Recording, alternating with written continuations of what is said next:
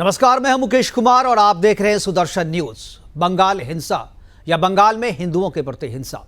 ममता की तीसरी बार सत्ता संभालने के बाद राजनीतिक विरोधियों का पलायन और जीते हुए विपक्ष के विधायकों पर सत्ता पक्ष की लटकती तलवार बताती है कि उन्हें किस तरीके से अपना जीवन यापन करना पड़ रहा है। बंगाल में बने रहने के लिए सत्ता के सामने उन्हें नतमस्तक होने की बाध्यता है। अब बंगाल के राजनीतिक विरोधियों की नियति हो गई है कि उन्हें सत्ता पक्ष के सामने झुककर ही रहना पड़ेगा।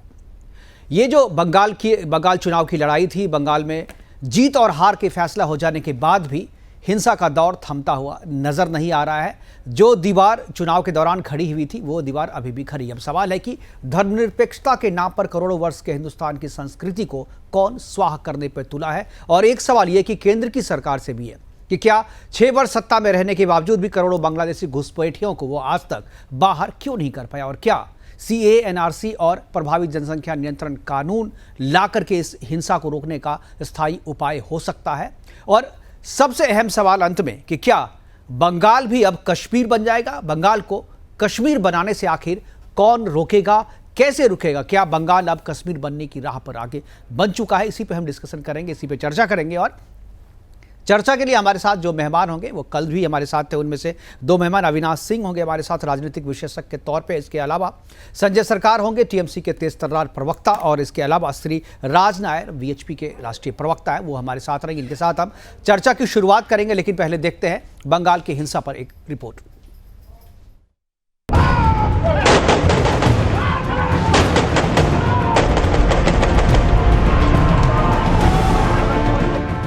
वो राज्य जो कभी धरती का स्वर्ग हुआ करता था, वो राज्य जहां से निकलता था सिल्क रूट का रास्ता, वो राज्य जो महर्षि कश्यप की संस्कृति का प्रतीक था, आज आतंकवाद का गढ़ बन चुका है। अब इसकी तुलना कीजिए उस राज्य से जो इतना समृद्ध था कि अंग्रेजी हुकूमत का गढ़ हुआ करता था, जो भारत के समुद्री व्यापार का सबसे बड़ा केंद्र था और जो स्वामी विवेकानंद, रविंद्रनाथ टैगोर और नेताजी सुभाष चंद्र बोस की पहचान का प्रतीक था। वो आज कैसे जिहादिस्तान बनने की तरफ बढ़ता जा रहा है। हर हिंदुस्तानी को खुशी होती कश्मीर और बंगाल की तुलना करने में, अगर वो की जाती भारतीय संस्कृति के लिए, पुरातन सभ्यताओं के लिए, पूजा पाठ के लिए, देवी देवताओं के लिए, प्राचीन मंदिरों के लिए, नदियों, झरनों, पहाड़ों के लिए।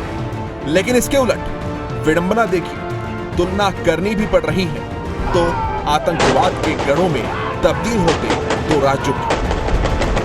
कश्मीरी पंडितों के साथ हुए नरसंहार से पहले जो परिदृश्य और समीकरण कश्मीर में बने थे, आज वही पश्चिम बंगाल में बन रहे हैं। कैसे कश्मीर में धार्मिक ध्रुवीकरण के जरिए 2 धर्मों के बीच इतनी बड़ी खाई बना दी गई, जिसे भरने का जितना ज्यादा प्रयास किया जाता रहा है, राज्य उतना ही रक्त रंजित होता रहा है। और यही परिदृश्य पश्चिम बंगाल विधानसभा के नतीजे आने के बाद पूरे देश और दुनिया ने देखा कि कैसे भाजपा के कार्यकर्ताओं को घरों से बाहर निकालकर मारा गया, कैसे भाजपा समर्थक महिला कार्यकर्ताओं के साथ सामूहिक दुष्कर्म किया गया, कैसे संघ के स्वयंसेवकों और हिंदूवादी संगठन के कार्यकर्ताओं के साथ बर्बरता की गई और दुकानों को उजाड़ा गया, कैसे उन्हें मारकर पश्चिम बंगाल से भगा दिया गया, या कहिए कि उन्हें भागने के लिए मजबूर कर दिया गया। यह घटना याद दिलाती है उस दौर की जब कश्मीर की घाटियों में लाउडस्पीकर गूंजा करते थे कि हमें कश्मीर चाहिए, कश्मीरी पंडितों के बगैर और उनकी औरतों के साथ। आज पश्चिम बंगाल में हालात इसी तरह के हैं। अंदरूनी हकीकत ऐसी है कि सुनने वाले की रूहें कांप जाए। और बंगाल में हो रही ये सब घटनाएं अमानवीय और देश विरोधी हैं। और इन घटनाओं का पालनहार है बंगाल का राज सिंहासन, वो राज सिंहासन जिस पर विराजमान है TMC की प्रमुख ममता बनर्जी। फेडरलिज्म यानी संघवाद के नाम पर राज्य एक मजाक बनकर रह गया है। हालात ऐसे ही रहे तो वो समय दूर नहीं जब बंगाल के लिए भी अलग संविधान, अलग विधान और अलग झंडे की मांग कर दी जाएगी। हालात ऐसे ही रहे तो पूरा बंगाल तब्दील हो सकता है 24 परगना या फिर मालदा में। कैसी छोटी छोटी घटनाओं पर हाय तौबा मचाने वाले कथित बुद्धिजीवी आज इन घटनाओं पर ऐसे बैठे होते हैं जैसे उन्हें सांप सूंघ गया। पश्चिम बंगाल में लोकतंत्र का गला घोंटा जा रहा है और इस गला घोंटू रस्सी का एक छोर समुदाय विशेष के हाथ में है और दूसरा बंगाल की राज सत्ता के हाथ में। अगर हालात ऐसे ही रहे तो जल्द ही पश्चिम बंगाल भी कश्मीर पार्ट 2 कहलाएगा। सुदर्शन न्यूज के लिए केशव कुमार की रिपोर्ट।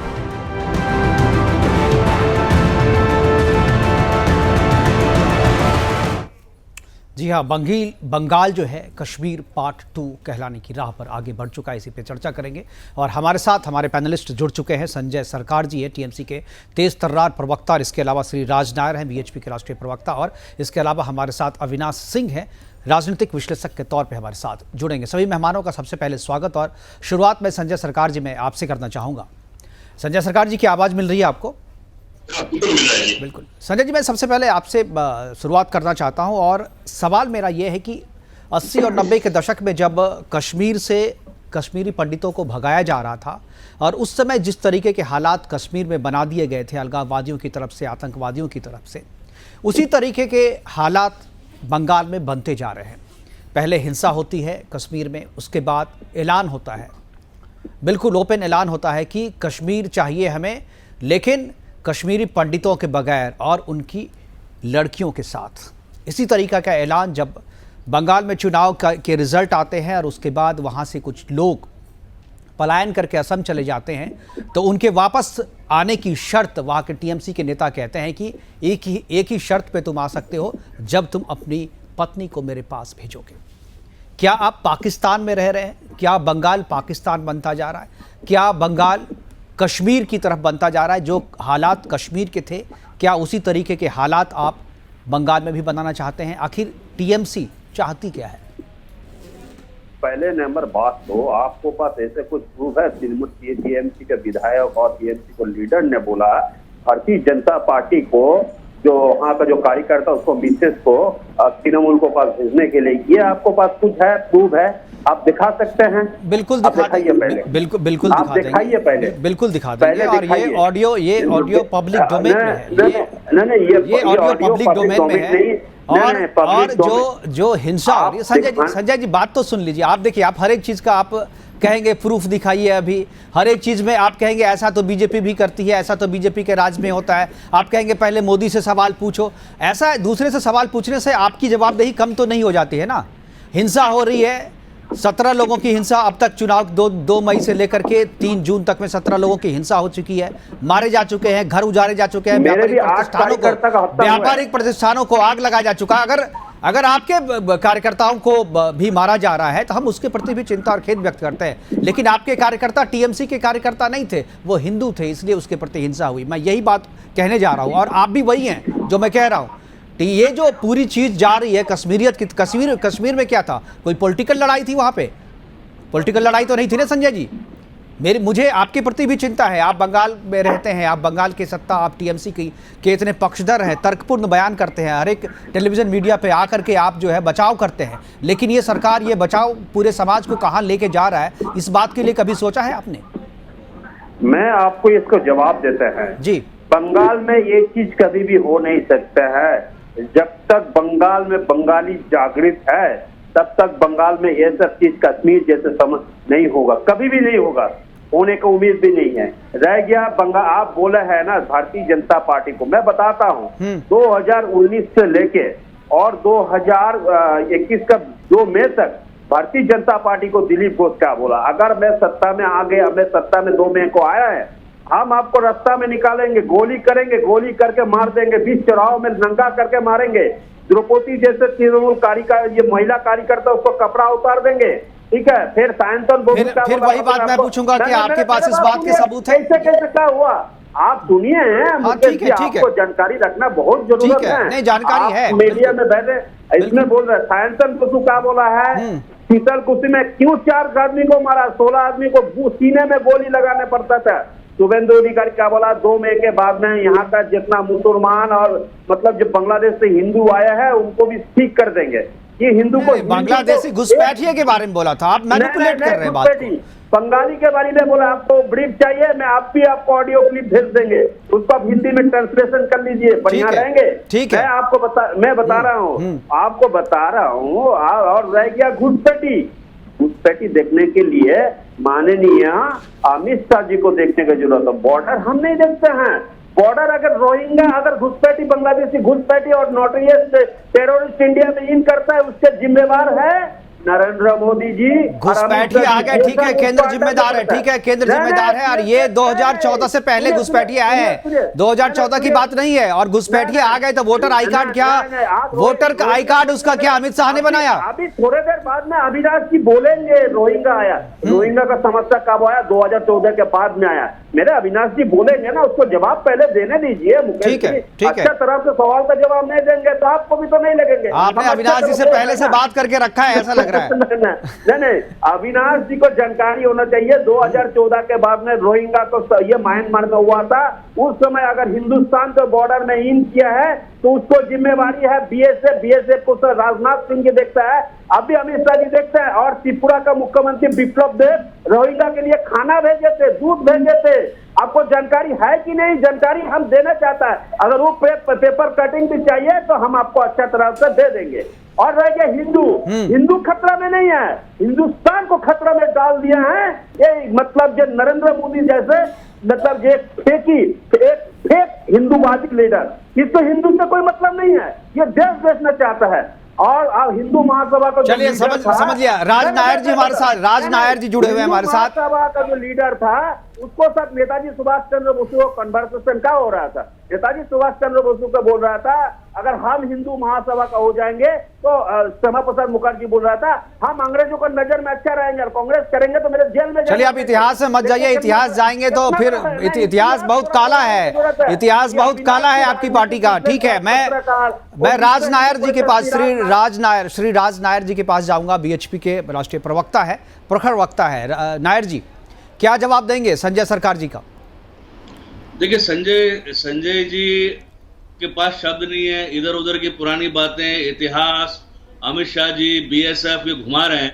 जो मुख्य बात है कि जिस प्रकार से हिंसा हो रही है बंगाल में, बेकसूर हिंदुओं को जिस तरह से मारा जा रहा है, उसके बारे में इनके पास कोई तर्क नहीं है। Law and order state subject है और लॉ एंड ऑर्डर पूरी तरह से विफल है। हिंदुओं के तरफ सिलेक्टिव एक तरफा आक्रमण हो रहा है और ये आक्रमण आज से नहीं हो रहा है। जिससे तृणमूल कांग्रेस ने जब से सत्ता संभाली है, इस 10 साल से दुर्गा पूजा से हिंदुओं को वंचित किया जा रहा है। बांग्लादेश मुसलमानों को अंदर आकर के उनके राशन कार्ड बनाए जा रहे हैं। लगातार हिंदुओं पर प्रताड़ना हो रही है। पश्चिम बंगाल आपको सबसे बड़ा धोखादार हिंदू नेता है, तुरंत फेक नेता है। आप हिंदुओं के नाम पर फेक है और आप क्या कर रहा है? फिर आप गाड़ी टोपी लगा के मुसलमान को घर में बैठकर खाना चालू कर देता है। गाँव में लौट अरे घर में जाकर खाना खाने बैठ जाता है। पाकिस्तान में नरेंद्र मोदी क्यों जाते हैं? नरेंद्र मोदी 21 मार्च को इमरान खान संजय जी जब आप बोल रहे थे तो मैं पूछ रहा है क्यों? अगर लॉ एंड ऑर्डर आपको देखा जाए यूपी संभालिए, आप तो यूपी नहीं संभाल सकते हैं। यूपी में आपको नदी में लाश जा रहे हैं, आप देखते नहीं हैं, आप अंधे हो चुके हैं, नदी में लाश जा रहा है। गुजरात में एक 3 आदमी सोया रहता है। संजय जी आप दूसरे को भी बोलने दीजिए, आप संजय जी आप वहाँ पर डॉक्यूमेंट नहीं दे सकते। संजय जी गुजरात में 3 आदमी एक बैग में कोरोना। संजय जी जब आप बोल रहे थे तो दूसरे मेहमान चुप थे, सुन रहे थे आपको। आप भी दूसरे को सुनिए, वरना मुझे फेडर आपका डाउन करना पड़ेगा। आपको उनको अकेले को बुला लेते, संजय सरकार को अकेले। बिल्कुल संजय सरकार जी बोलते जा रहे हैं। संजय सरकार जी आप संजय सरकार जी को छोड़ करके दुनिया भर की बातें कर रहे हैं। Law and order state subject है, लॉ पे कब काम करेंगी? अब 15-20 हो चुके सरकार चुन करके लगातार ममता बनर्जी नाटक कर रही है। आप हिंदूवादी लीडरों के हिंदू को क्यों मार रहे हैं? ये कोई चीज हो रहा है जब हिंदू होकर हिंदू को मारता है। केवल अरे हिंदू होकर हिंदू को मार रहे हैं। आप मेरे 6 कार्यकर्ता जो हिंदू मरा है उसको बारे में बोलिए। आप हिंदू होकर हिंदू को चलिए ठीक है संजय जी नायर जी, मैं आप दोनों की बात जिस तरीके से हो रही है, जो पब्लिक है, जो दर्शक है, सुन नहीं पा रहे हैं, समझ नहीं पा रहे हैं, बारी बारी से कहेंगे तो पब्लिक भी समझेगी और वो फैसला करेगी। मैं मेरे साथ अविनाश सिंह है।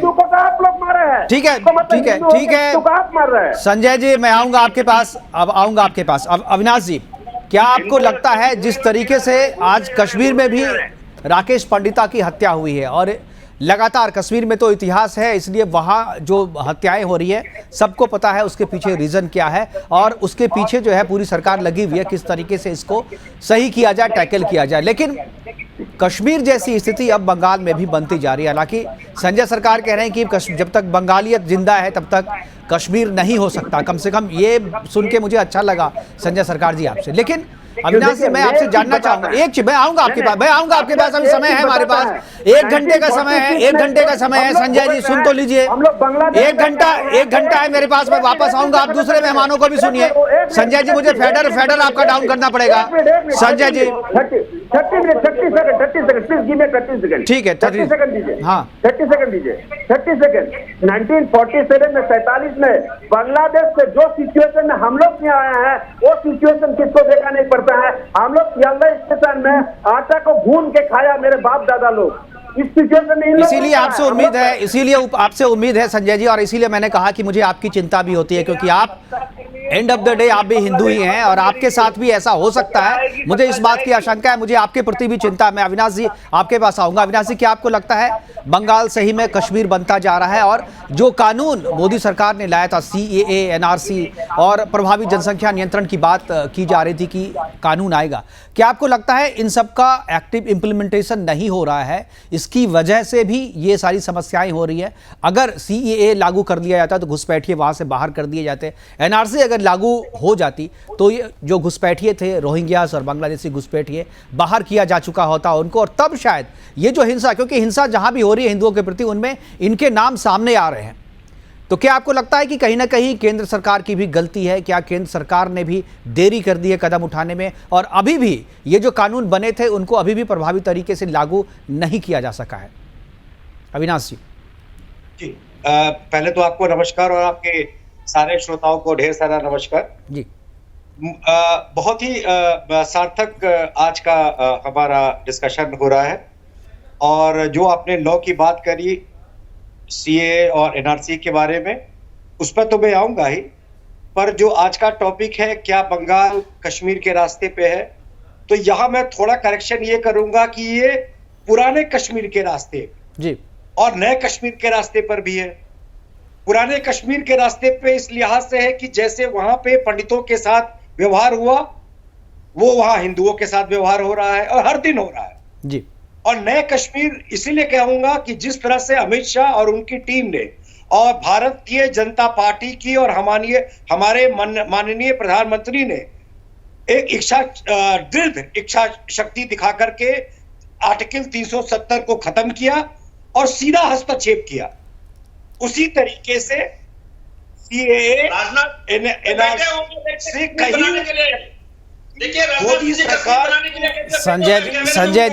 जी मैं आपके पास आऊंगा ना, मैं आपके पास आऊंगा। के रिकमेंडेशन पे प्रेसिडेंट रूल लागू करना चाहिए। नंबर एक, आपने मुकेश जी अपने बातों के संदर्भ में ये कहा कि आज कश्मीर में फिर मौत हुई है।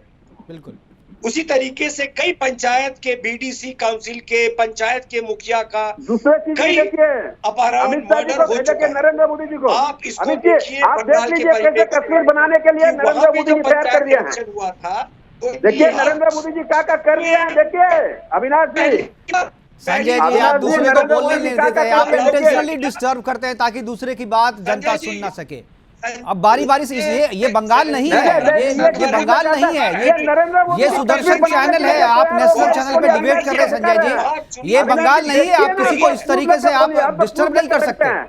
आप सुनिए, हमारा यहाँ डेमोक्रेसी है, आप सुनिए इसको। नरेंद्र मोदी जी कैसे कश्मीर पर हिंदू, ठीक है संजय जी, मैं नायर जी आपके पास आना चाहूंगा। देख लीजिए श्री नायर जी के पास, ठीक है संजय जी मैं आऊंगा आपके पास, मैं आऊंगा। मैं अपने पैनल प्रोड्यूसर से कहूंगा कि संजय जी का फेडर डाउन कर दें, संजय जी का फेडर डाउन कर दें। संजय जी, मैं आपको मजबूरी में डाउन कर रहा हूं, आप बीच में डिस्टर्ब कर रहे हैं लोगों को। आप सुनिए, आप फिर आपका फेडर हम ऊपर करेंगे। श्री नायर जी, क्या आपको लगता है बंगाल में जो हो रहा है हिंदुओं के प्रति, पीछे रीजन आप क्या देखते हैं? क्या जो पॉलिसी लानी चाहिए थी, सरकार जब आई थी 2014 में, मोदी की सरकार जब आई थी तो उम्मीद थी लोगों को कि इस तरीके की चीजें जिसका विरोध करते आ रहे हैं, जिसके कारण से समस्याएं हैं, आप विश्व के सबसे बड़े हिंदू संगठन हैं आप, और हिंदुओं के प्रति जिस तरीके से हिंसा हो रही है बंगाल में, आप लोगों की क्या रिस्पॉन्सिबिलिटी बनती है? क्या आपको लगता है कि सरकार ने जो कानून बनाया वहां तक तो सही है, लेकिन इंप्लीमेंट करवाना, उसके लिए दबाव डालना, ये भी तो आपका काम है, ये इसमें कहीं ना कहीं आप पीछे हो रहे हैं? नायर जी, 2014 में जब से माननीय नरेंद्र मोदी जी की सरकार आई है, उसके बाद जिस प्रकार से वामपंथियों का और कांग्रेसियों का और इन जैसी जो पार्टियां हैं जो तुष्टीकरण की राजनीति पे जीती है और पनपती है और अपने आप को पालती है, ये सब बौखला गए हैं।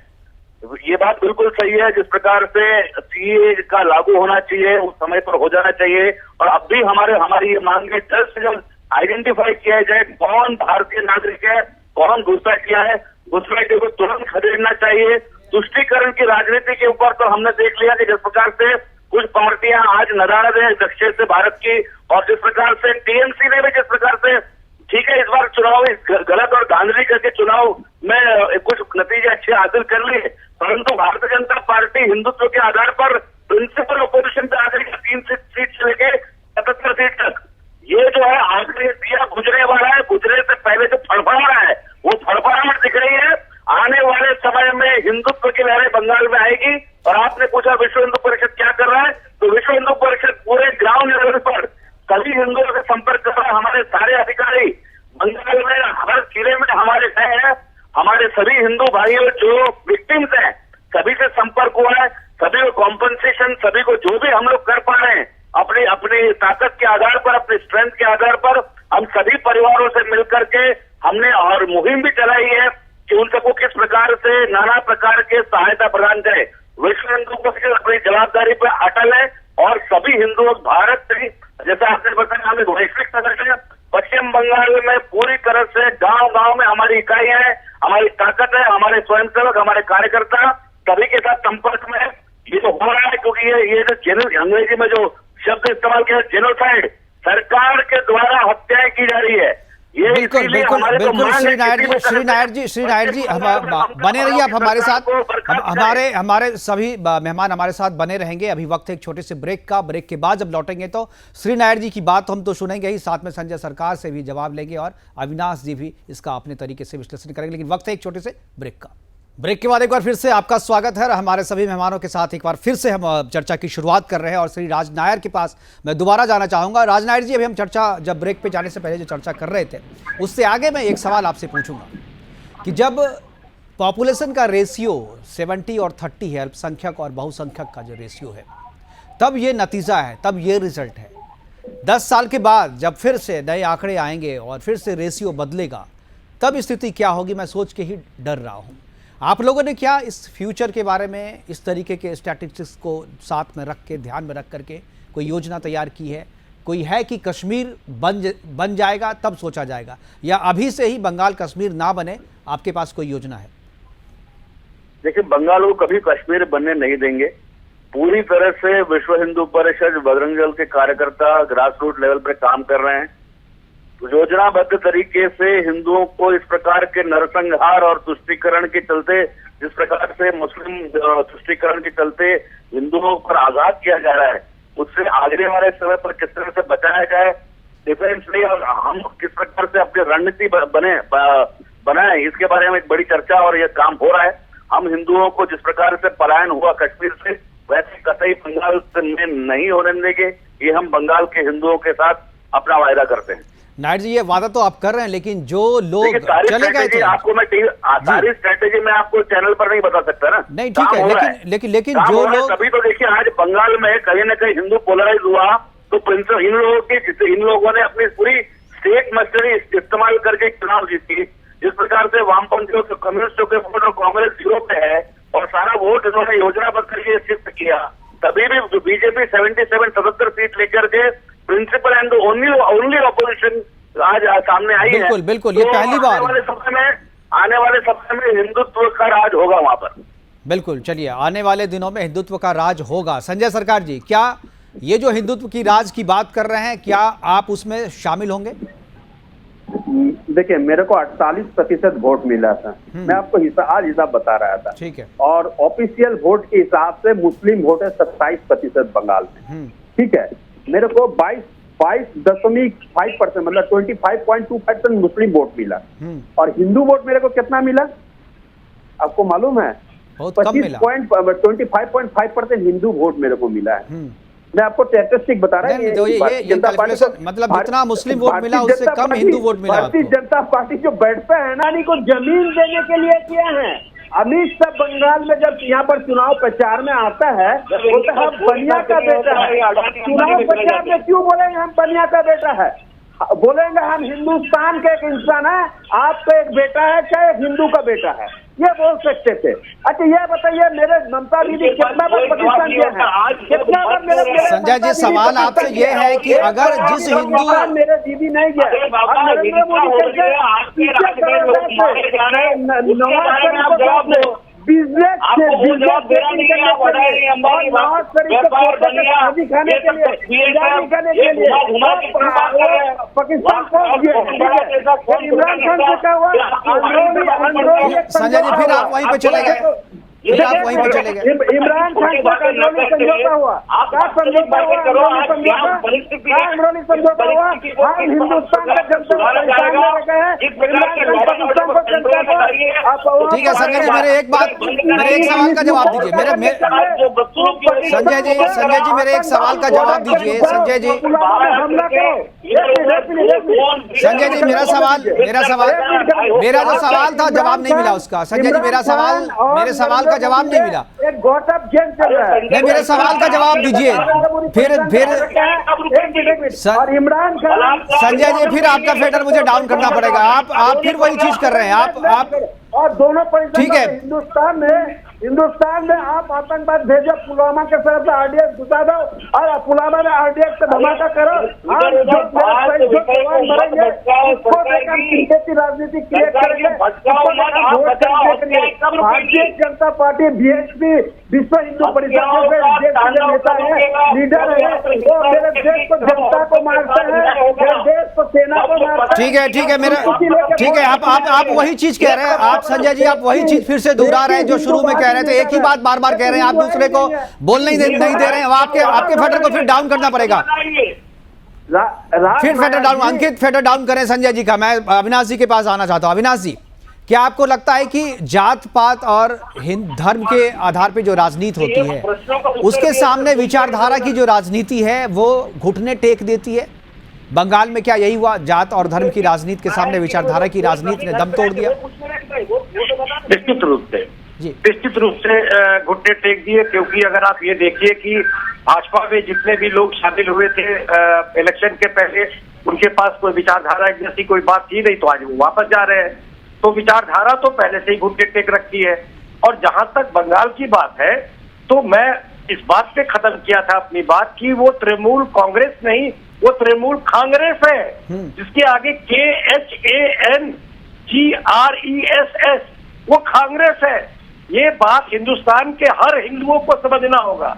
और मैं बंगाल की जनता को और बंगाल के मुसलमान को मैं धन्यवाद देना चाहता हूँ कि वो ओवैसी के साथ न जाकर, वो फुरफुरा शरीफ के लड़के के साथ न जाकर, वो ममता बंदोपाध्याय के साथ है।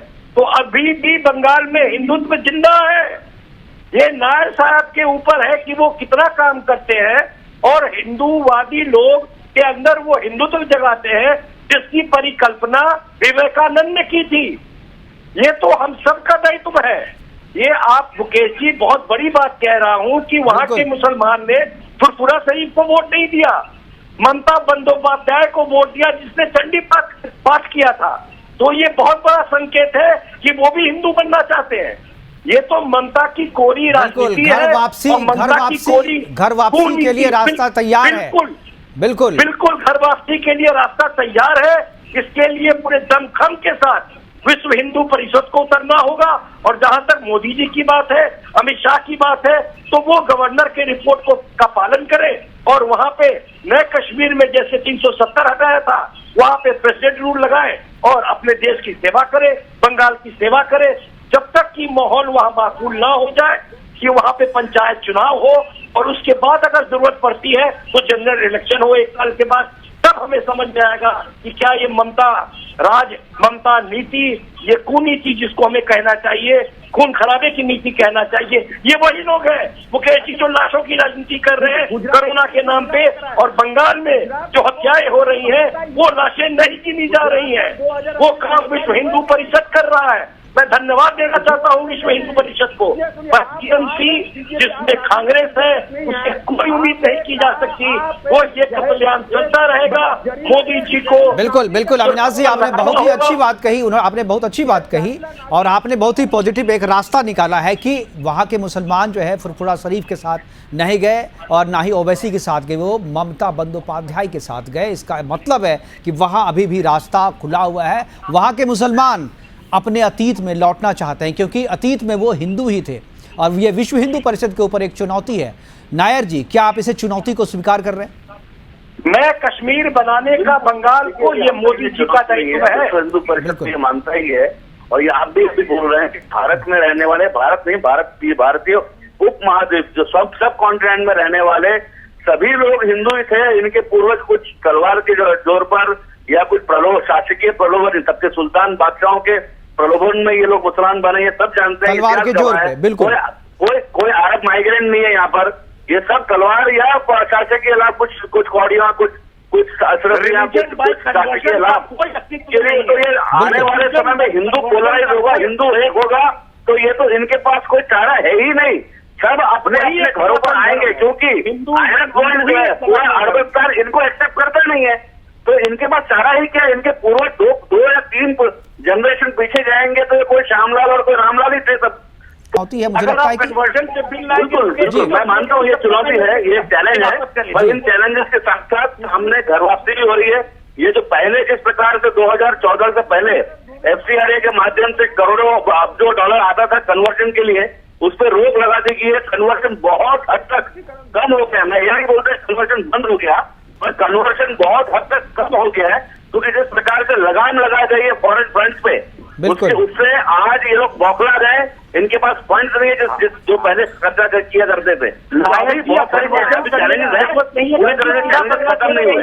बिल्कुल, लेकिन बहुत सारे राज्यों में कन्वर्जन को रोकने के लिए कानून लाए गए हैं, लेकिन बंगाल में ऐसा कोई कानून नहीं है। संजय सरकार जी, क्या आपको लगता है? देखिए और अभी देखिए सरकार देखते हैं, हम तो चाहेंगे ये जल्द से जल्द आने वाले समय पे एक हिंदुत्ववादी सरकार आएगी तो सारे जो मसले हैं, चाहे वो कन्वर्जन या जिहादी आतंकवाद, दोनों पर पूरी तरह बिल्कुल ठीक है। संजय जी संजय सरकार नहीं है।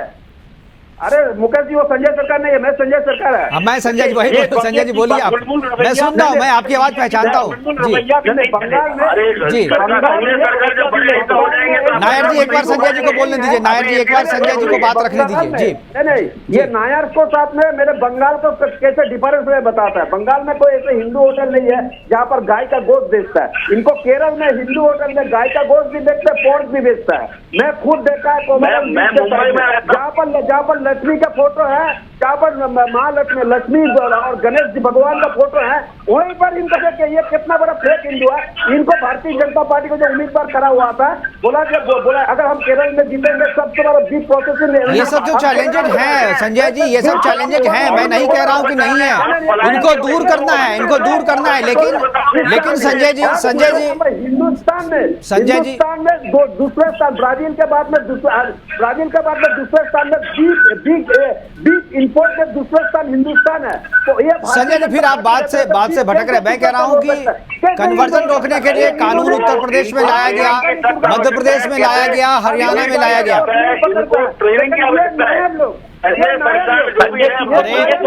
संजय जी, अगर बंगाल से निकाले जाएंगे तो क्या कश्मीरी पंडित की तरह ये भी टेंटों में रहेंगे?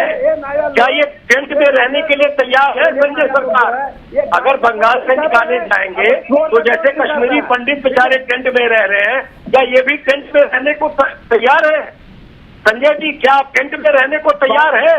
कश्मीरी पंडित की तरह आप भी परिवार के साथ अपने टेंट में रहने को तैयार है? आपको धरती आप देखा नहीं है अविनाश जी, बंगाल आके घूम के जाइए, आपको मालूम पड़ जाएंगे।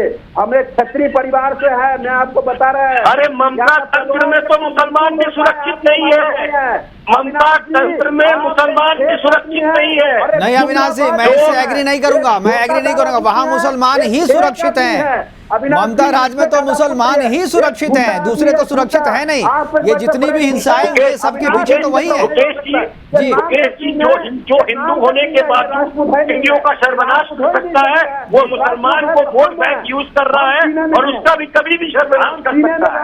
कभी भी आज वो वोट बैंक है और उसका कभी भी वो सर्वनाश कर सकता है। बिल्कुल। और हिंदुस्तान ममता तंत्र किसी का नहीं है, ममता तंत्र किसी का नहीं है। हिंदुस्तान का वो लोगों के खिलाफ तंत्र है, चाहे हिंदू हो या मुसलमान हो। तो नरेंद्र मोदी जी बना रहा है, इसको नमूना आपको क्या संजय जी जो सवाल पूछ रहे हैं उस सवाल का तो जवाब दीजिए। नहीं बंगाल के असली हिंदुस्तानी मुसलमान है, क्या इस बात से खुश है कि बांग्लादेशी मुसलमान कलकत्ता में आके बस रहे हैं?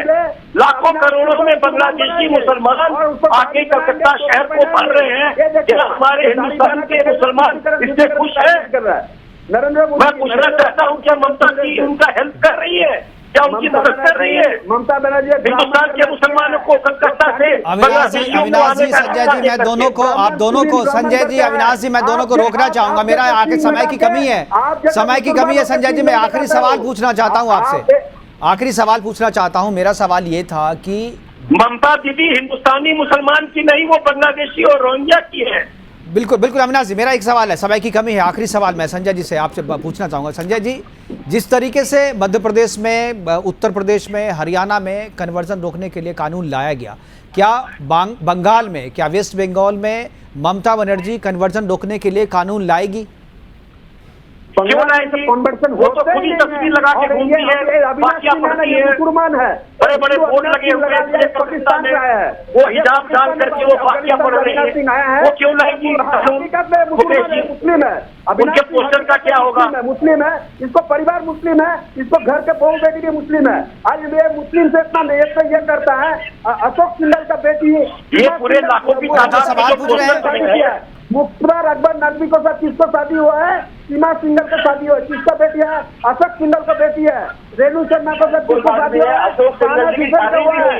ये तो हिंदू को। संजय जी, अपने लिए टेंट की जगह खोज लीजिए, आसाम के बॉर्डर पे अपने लिए टेंट लगा लीजिए। संजय जी, संजय जी सवाल कुछ और। संजय जी,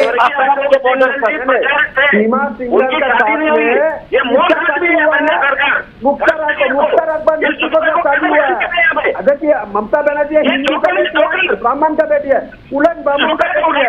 और ये सरकार से मेरी अनुरोध है कि सवाल का जवाब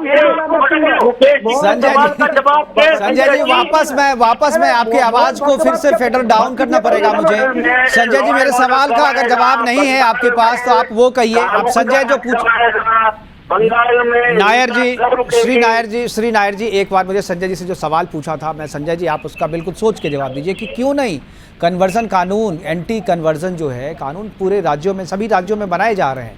आप बंगाल में क्यों नहीं अपनी सरकार को कहते, ममता बनर्जी दीदी को कहते हैं आप मेरे कि भाई लाइए? कन्वर्सन होते नहीं है जी। आप 2 कन्वर्सन दिखा दीजिए, हम मान लेंगे। यहाँ होते नहीं है, यहाँ का इंसान बहुत मजबूत है। क्यों बोलिए तो यहाँ अशोक सिंघल को बेटी सीमा सिंघल को साथ में मुख्तार अकबर नकवी को, तो जैसा आदमी को शादी नहीं होती,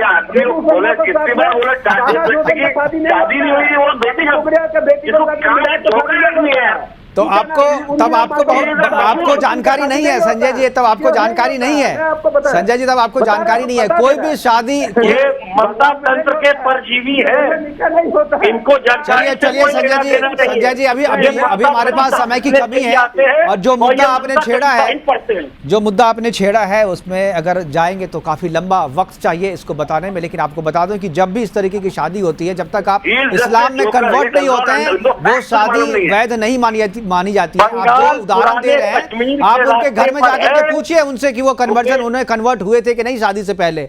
100% कन्वर्ट हुआ है वह संजय जी, आप जानिए, आप भी वही है। मुझे आपकी भी चिंता है, इसीलिए मैं ये बात कह रहा हूं कि आज अगर बंगाल कश्मीर बनता है तो सबसे पहले संजय सरकार जी आपको भी सुनना पड़ेगा, आपको भी भुगतना पड़ेगा। हो सकता है जैसा कि अविनाश जी कर रहे हैं कि टेंटों में रहना पड़े बंगाल से बाहर, जब शरणार्थी बन के आपको रहना पड़ेगा तब शायद आप उस पीड़ा को समझ पाएंगे और तब शायद आपकी भाषा जो है बदले और तब आप शायद सही बोल पाए। फिलहाल अभी के लिए इतना ही, दीजिए इजाजत, नमस्कार।